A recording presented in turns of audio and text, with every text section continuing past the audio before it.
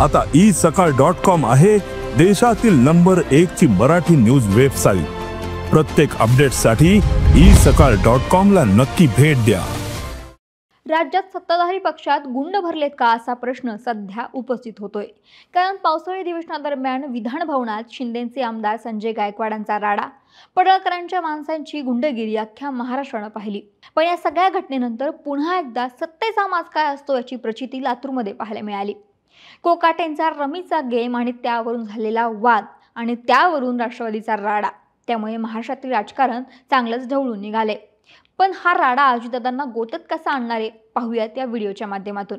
नमस्कार, मी अक्षता आणि तुम्ही पाहताय सकाळ। पावसाळी अधिवेशनादरम्यान कृषी मंत्री माणिकराव कोकाटे विधानसभेत रमी खेळतानाचा व्हिडिओ व्हायरल झाला आणि राज्यात वातावरण पेटलं। अतिवृष्टी, पिकांचं नुकसान आणि कर्ज या गोष्टींमुळे शेतकऱ्यांचं मोठं हाल झालेलं असताना त्याच्यावरती मार्ग काढायचा सोडून कृषी मंत्री ऑनलाईन जुगार म्हणजेच रमी ही पत्त्यांची गेम खेळताना पाहायला मिळाले। यावरून एकच रान पेटलं। विरोधी पक्षाच्या नेत्यांनी यावरून आगपाखाड केली। कोकाटेंच्या राजीनाम्याची मागणी जोर धरून लागली। राष्ट्रवादी अजित पवार गटाच्या कुठल्याही नेत्यानं यावरती बोलणं टाळलं आणि पक्षश्रेष्ठी निर्णय घेतील असं बोलून मोकळे झाले।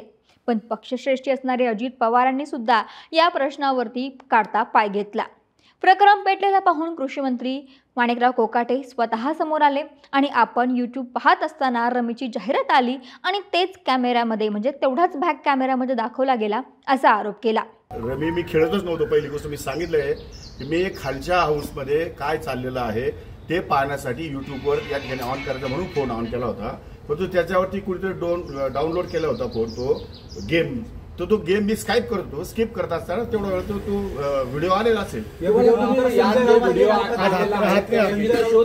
संजय राऊत आणि मला त्याचा शोध घेण्यासारखं काही वाटत नाही। काय आज खास चोरी काही केलेलं आहे किंवा मोठ्या प्रमाणात शेतकऱ्यांच्या विरोधात स्टेटमेंट केलेलं आहे किंवा असं काही वेळवाकडं पाप केलेलं आहे असं काय त्याच्यामध्ये काय विशेष काय त्याच्यामध्ये? मी स्काईप करत असताना तो व्हिडिओ तुमच्या मोबाईलवर जाहिराती येत नाही का?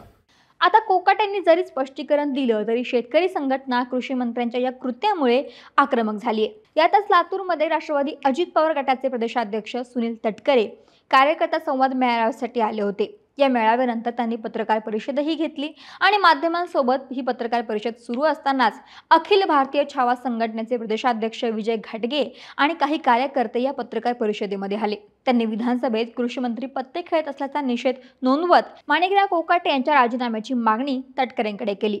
एवढंच नाही, यावेळी तटकरेंसमोर पत्तेही उधळले गेले आणि कोकाटेंच्या विरोधात जोरदार घोषणाबाजी केली। यावेळी छावा संघटनेच्या कार्यकर्त्यांनी एक निवेदन दिलं जे तटकरेंनी स्वीकारलं देखील। पण त्यानंतर मोठा राडा झाला।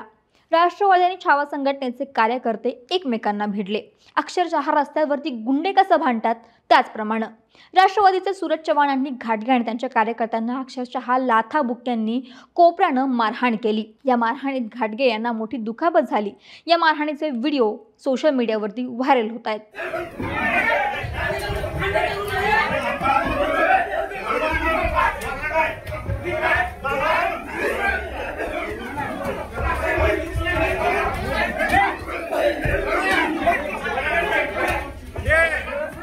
सूरज चव्हाण आणि राष्ट्रवादीच्या मारहाणीनंतर छावा संघटनेच्या कार्यकर्त्यांनी या प्रकरणी पोलिसांमध्ये तक्रार दाखल केली। राष्ट्रवादीचा मात शेतकऱ्यांची पोरं उतरवणार असा इशारा देत अजित पवारांनी गुंड पाळलेत ज्यांच्यामुळे राष्ट्रवादी रसातळाला जाईल असं घाटगे यांनी म्हटलं। राष्ट्रवादीची जी मस्ती आहे सत्तेची, ही मस्ती आता शेतकऱ्यांची पोरं उतरल्याशिवाय राहणार नाही। तू संत नाही म्हणजे आम्ही पण शांत नाहीत ना। शेतकऱ्याच्या बाबतीत चुकीची भूमिका मांडणारा कृषी मंत्री या राज्याला भेटलाय, त्याच्याबद्दल आम्ही बोलायचं नाही। तुला काय अशी ताकद दिली त्या अजित पवारांनी? माझं अजितदादांना आव्हान आहे, असे गुंड सांभाळाल तर राष्ट्रवादी रसातळाला जाईल। एखादी निवडणूक जिंकली त्या भाजपचा सहारा घेऊन म्हणून काय तुम्हाला असं ताम्रपत्र घेतल्यासारखं नका वागू। ही शेतकऱ्यांच्या पोरावर तुम्ही हल्ला केलाय आज आणि ही शेतकऱ्याची पोरं तुमच्यावर तुमचा माज आणि मस्ती जिरवल्याशिवाय राहणार नाही। दरम्यान सत्ताधारी नेत्यांकडूनच अशा पद्धतीची गुंडगिरी मारहाणीनंतरही सूरज चव्हाणांना पश्चाताप नव्हता। त्यांनी तटकरेंच्या अंगावरती पत्ते फेकले, त्यामुळे जशास तसं उत्तर देणार असंही सूरज चव्हाण म्हणाले। सत्ताधारी आहोत म्हणून आम्ही त्यांची मागणी नम्रतापूर्वक त्या ठिकाणी ऐकली, त्यांची समजूत काढली। असंविधानिक त्याने अंगावर पत्ते टाकणं हे कितपत तुम्हाला योग्य वाटतं? असंविधानिक भाषेचा वापर करणं हे तुम्हाला कितपत योग्य वाटतं? सत्तेत असलो म्हणजे सगळं काही आम्ही चुकीचंच करतो असा अर्थ काढू नका. सत्यता आहे याचा अर्थ कुणी येऊन आमच्यावरती, आमच्या नेतृत्वावरती खालच्या पातळीवर बोलायला थोडीच मुभा आहे. जर आमच्या नेतृत्वावरती खालच्या पातळीवर कोण बोलेल तर त्याला जशाच तसं उत्तर आमच्याकडनं दिलं जाईल. बरं, ज्यांच्या पत्रकार परिषदेमध्ये हा सगळा राडा झाला, ज्यांच्या अंगावरती पत्ते फेकले म्हणून राष्ट्रवादीचे कार्यकर्ते आक्रमक झाले, त्यांनी सुद्धा सूरज चव्हाणांनी केलेल्या या मारहाणीचा निषेध नोंदवतो या वाक्यापलीकडे स्पष्ट बोलणं टाळलं. मला माहित आहे, मी वरती आता सर्व क्षेत्रांतील नामवंतांची चर्चा करतो. सूरज चव्हाण होते मारून असं काय असेल तर ते चूक आहे. मी याचं कधीच समर्थन करणार नाही. मी अत्यंत शांततावादी कार्यकर्ता आहे. चर्चेतून देवाणघेवाणीतून अनेक प्रश्न त्या ठिकाणी सुटत असतात. ते त्यांची भावना व्यक्त करण्यासाठी आले. मी शांतपणाने ऐकलं. मी निंदनीय असं म्हटलं मग अशी कारवाई करा मग योग्य ती असेल. मी समर्थन करणार नाही कधीच. आयुष्यात मी कधी चुकीच्या गोष्टीचं समर्थन केलं नाही. सर, त्या ठिकाणी पोलीस देखील होते, कारवाई करणं अपेक्षित होतं. मी सांगितलं ना, तर मला माहीत नाही ना, माझ्या समोर तर घडलं नाही. असं दाखवा की मी होतो तिथे. मी मगाशी आपल्या लातूरकरांच्या वेगवेगळ्या क्षेत्रातल्या नामवंतांशी चर्चा करत होतो. मी या गोष्टीचा चूक घडली त्याच्याबद्दलचा स्पष्ट शब्दात नाराजगी व्यक्त करतो. सूरज चव्हाण म्हणतात शिवीगाळ केली सर, तुम्हाला केली आहे का सर? पण या घटनेचे तीव्र पडसाद आता महाराष्ट्रात उमटलेत. विरोधकांनी तर या घटनेवरून अजित पवार आणि राष्ट्रवादीला धारेवरच धरले. पण राज्यभरात छावा संघटना सूरज चव्हाण आणि राष्ट्रवादी विरोधात आक्रमक झालीय. काल रात्रीच लातूरमध्ये अजित पवारांच्या राष्ट्रवादीचे कार्यालय जाळण्याचा प्रयत्न घडला. अनेक ठिकाणी जाळपोळही करण्यात आली. राष्ट्रवादी अजित पवारांचे बॅनर जे आहेत ते फाडण्यात आले. धाराशिवमध्ये तर छावा संघटनेच्या कार्यकर्त्यांनी राष्ट्रवादी काँग्रेस आणि पक्षाच्या कार्यालयासमोरच पत्ते उधळले. अनेक ठिकाणी राष्ट्रवादीच्या कार्यालयांवरती दगडफेकही करण्यात आली. आणि आज या घटनेच्या निषेधार्थ लातूर बंदची हाक देखील देण्यात आली आहे. या घटनेचे तीव्र पडसाद आता महाराष्ट्रात उमटण्याची शक्यता आहे.